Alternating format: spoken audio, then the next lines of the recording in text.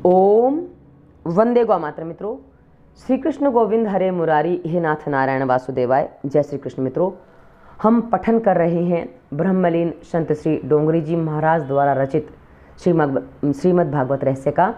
अभी तक हमने देखा कि धुंधकारी को प्रेत योनि मिल जाती है। गया श्राद्ध में कैसे क्या होता है, गया श्राद्ध कैसे होता है, और गया में श्राद्ध करने के बाद भी धुंधकारी को मुक्ति नहीं मिलती है। तो सूर्य नारायण से गोकर्ण पूछता है। अब सूर्य नारायण बताते हैं कि धुंधकारी को कैसे मुक्ति मिलेगी। धुंधकारी को प्रेत योनि की प्राप्ति और उद्धार, ये इसका विषय है। चलिए इस पाठ का विषय आगे बढ़ते हैं। सूर्य नारायण ने कहा, अपने भाई को सद्गति दिलाने की इच्छा हो तो भागवत की विधि पूर्वक कथा कर। श्राद्ध से जिस आत्मा की मुक्ति नहीं होती है उसे भागवत मुक्त कराता है। भागवत शास्त्र मुक्ति का शास्त्र है। भागवत से मुक्ति मिलती है। धुंधकारी को पाप से मुक्ति कराने के लिए गोकर्ण ने भागवत सप्ताह का आयोजन किया। धुंधकारी वहां आया किंतु उसे बैठने के लिए जगह न मिली, तो 7 गांठों वाले बांस में वह प्रविष्ट हुआ। बांस इसलिए जहाँ कोई लोग भागवत करवाते हैं ना, तो वहाँ बांस भी लगाते हैं। रोज एक के बाद एक गांठ टूटती गई। 7वें दिन परीक्षित मोक्ष की कथा हुई। बांस में से दिव्य पुरुष बाहर निकला। गोकर्ण को प्रणाम करने वाला कर वह बोला, भाई, प्रेत योनि से तूने मुझे मुक्त किया। धन्य है भागवत कथा। जड़ बांस की गांठ टूटती है। अब ये बांस क्या है उसको समझिए। जड़ बांस की गांठ टूटती है तो फिर चेतन की क्यों ना टूटे। विवाह में 2 व्यक्तियों के दामन बांधे जाते हैं। पति पत्नी का स्नेह ही ग्रंथि है। इस ग्रंथि का छूटना कठिन है। परमात्मा की सेवा करने के लिए एक दूसरे का साथ मिला है, ऐसा सोचे तो पति पत्नी भी सुखी होते हैं। आजकल दाम्पत्य जीवन की पति पत्नी ने एक ही बात सोची है कि हमें जो विवाह किया है वो मात्र शरीर सुख के लिए किया है। नहीं, यहाँ से आपको आगे भी बढ़ना है। जो आगे की दिशा है वो बहुत अलग है। और शरीर सुख एक साधन मात्र है, ये जीवन का अंग हो सकता है, जीवन नहीं हो सकता। यदि आप इस बात को समझ लेते हैं और ईश्वर प्राप्ति में भी साथ में लगते हैं तो ये पति पत्नी का साथ, कहा ना, हमारे मनु शत्रुपा ने साथ में ही तपस्या की थी और उन्होंने 3 जन्मों तक ब्रह्मा जी को अपने पुत्र विष्णु जी को अपने पुत्र के रूप में प्राप्त किया था। ब्रह्मा जी नहीं, विष्णु जी को अपने पुत्र के रूप में प्राप्त किया था। ये उनकी कथा है। बांस में अर्थात वासनाओं में धुंधकारी रहा था। बांस की 7 गांठ अर्थात वासनाओं की 7 गांठ। अब ये बांस क्या, वासना क्या, वो सारी स्पष्ट कर रहे हैं। वासना ही पुनर्जन्म का कारण है, अतः वासना को नष्ट करो। वासना पर विजय पाना ही सुखी होने का उपाय है, मार्ग है। मनुष्य मोह को नहीं छोड़ सकता। वासना अर्थात आसक्ति 7 प्रकार की होती है। अभी जो 7 गांठें छूटी थी ना, वो समझ लीजिए। नारी की आसक्ति, पति की पत्नी में, पत्नी की पति में आसक्ति, पुत्र की और पुत्र की आसक्ति, पिता पुत्र की आसक्ति, व्यावसायिक आसक्ति, द्रव्य की आसक्ति, कुटुंब की आसक्ति, घर बार की आसक्ति, गांव की आसक्ति। इन गांव यानी कि जहां आप रहते हैं, घर की माया यानी जहां घर में रह गए हो ना, वो माया बड़ी खतरनाक होती है। वो सन्यासी होने पर भी कई बार नहीं छोड़ती है। एक सन्यासी की कथा में मैंने पढ़ा था कि सन्यास काल में वो अगले जन्म में वो एक घर के सामने से निकलते समय उनको लगता कि इस घर में घुस जाएं। बाद में पता किया तो पता चला, ईश्वर बताते कि भाई वहाँ तुम पिछले जन्म में पैदा हुए थे, 1.5 महीने रहे थे खाली उस घर में, उसकी वासना तुम्हें खींच रही है। तो ऐसा भी होता है मित्रों। तो घर की वासना बड़ी खतरनाक होती है और गाँव की वासना वही बताई गई है। इन सभी आसक्तियों का त्याग करो। शास्त्र में काम है, क्रोध है, लोभ है, मोह, मद, मत्सर और अविद्या, ये 7 गांठ कहा गया है। इसमें जीव बंधा हुआ है, जिसे मुक्त करने का प्रयत्न करना है। बांस वासना का रूप है। जीव वासनाओं में फंसा है। वासना से ही जीव में जीव भाव आया है। यह निष्काम से सकाम बना है।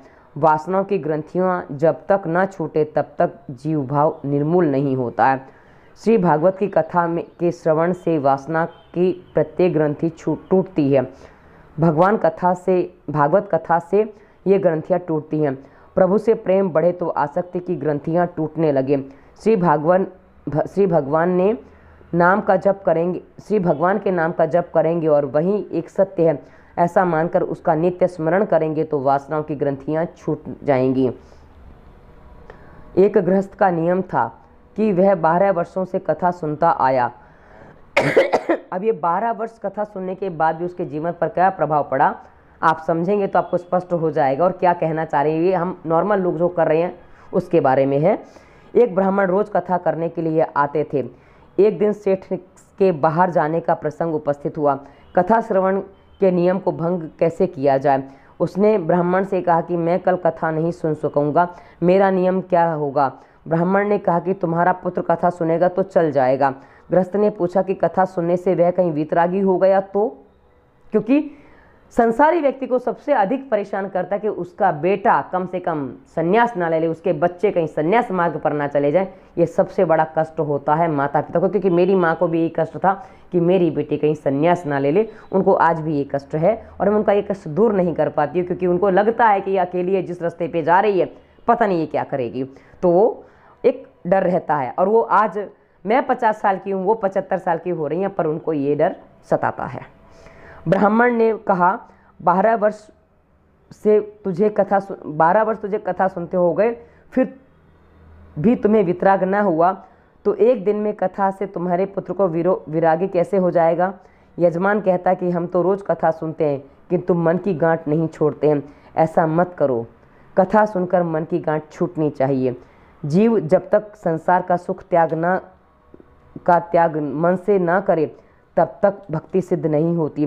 भोग का त्याग भी नहीं करना है और भक्ति भी नहीं करनी है, वह कैसे हो सकता है। धीरे धीरे मन को स्वभाव को सुधारना चाहिए। स्वभाव के सुधारने पर ही भक्ति सिद्ध होती है। ज्ञान और वैराग्य को पुष्ट करने के लिए ही यह भागवत कथा है। परमात्मा के चरणों में आसरा लेकर ही महापापी धुंधकारी देवता जैसा बना। धुंधकारी कहता है कि इस कथा से ही मेरे जैसे पापी को भी परम गति प्राप्त हुई है। धुंधकारी को लेने के लिए पार्षद विमान लेकर आए। गोकर्ण के पार्षदों ने पूछा, केवल धुंधकारी को लेने के लिए ही विमान क्यों लाए हो और किसी को लेने के लिए क्यों नहीं। पार्षद कहता है, वह धुंधकारी एक आसन पर बैठा था, अनशन करता था और रोज कथा का मनन करता था। प्रभु के चरण में मन में निवास करना ही उपवास है। उपवास के समय कुछ भी खाने पर पूर्ण उपवास नहीं होता। उपवास का मतलब क्या होता है कि आप सब चीज़ों से मुक्त रहें और ईश्वर के चरणों में बैठें। लेकिन हम खाएंगे पिएंगे उल्टा सीधा, हमें कचौरी भी चाहिए, हमें ये क्या कहते हैं, साबूदाने के वड़े चाहिए, कुटू के आटे की पूरी चाहिए और आलू की सब्जी चाहिए, तला चाहिए, ये चाहिए वो चाहिए, दुनिया भर की चीज़ें चाहिए, और फिर बोलेंगे हमने तो उपवास किया है। ये उपवास नहीं है।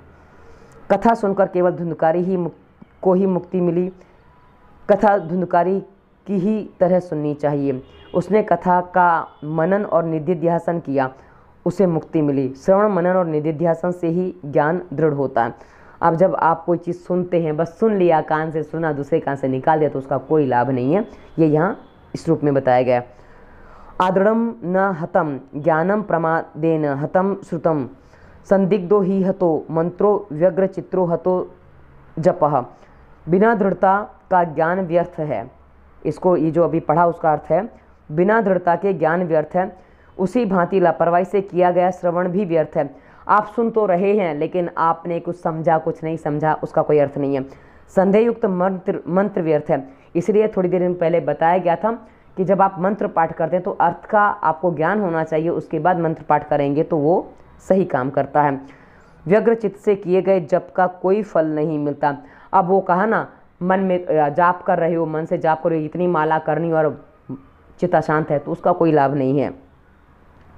संदेह करने से, मंत्र और चित्त के इधर उधर भटकने से जप फलदायी नहीं होते हैं। अब लोग कहते हैं हम इतने सालों से भगवान का नाम जप रहे हैं पर हमें कुछ मिलता नहीं है, तो उसका कारण है क्योंकि चित्त यदि व्यग्र है, आप समझ नहीं पा रहे हो, कुछ आप टेंशन में हो, कुछ आप विश्वास नहीं है, तो ऐसी स्थिति में सारी स्थितियां बन जाती हैं। कथा में मन बिना बैठकर श्रवण करने से क्या लाभ, वह फलदायी नहीं होता। कथा सुनते समय तन मन और घर की समानता भूल जानी चाहिए। देहात्मक विस्मृति से और तन्मयता से कथा सुननी चाहिए। मैं ईश्वर के साथ तन्मय होना चाहता हूँ, ऐसी भावना से रखो। कथा सुनकर और मनन करके जीवन में उतारोगे तो कथा श्रवण सार्थक होगा। कथा सुनकर जीवन में एक लक्ष्य निश्चित किया जाए। श्री भागवत भगवान की कथा सुनकर कुछ ग्रहण करो। कथा का कोई एक शब्द भी मन में कुरेदोगे तो जीवन का उद्धार हो जाएगा। कोई भी एक शब्द पकड़ लो, पर उस शब्द के साथ भावना ये कि भागवत का शब्द है, उसको शब्द कहाँ आया, आप उसका मनन करते रहो, उससे भी आपका उद्धार हो जाएगा। ये कथा का कहने का तात्पर्य। सबको प्रतीति हुई है कि धुंधकारी की तरह हमने कथा सुनी ही नहीं, अतः हमें उस जैसी गति नहीं मिली। कथा का मनन करे तो वह उत्तम तो है ही, परंतु मनन ना करे तो वह लाभ तो है, मनन ना करे तो भी लाभ तो है ही। इसके पश्चात गोकर्ण ने श्रावण मास में दूसरी बार कथा कराई और सबका उद्धार हुआ। इसमें को मैं फिर से पढ़ती, थोड़ा पढ़ने में गड़बड़ हुई है। सबको प्रतीति हुई है कि धुंधकारी की तरह हमने कथा नहीं सुनी, अतः हमें उस जैसी गति नहीं मिली। ये तो क्लियर हुआ। कथा का मनन करें तो वह उत्तम तो है, कथा का मनन करें वो उत्तम तो है, परंतु मनन ना करें तो भी लाभ तो है ही, मतलब कुछ तो हो रहा है ना।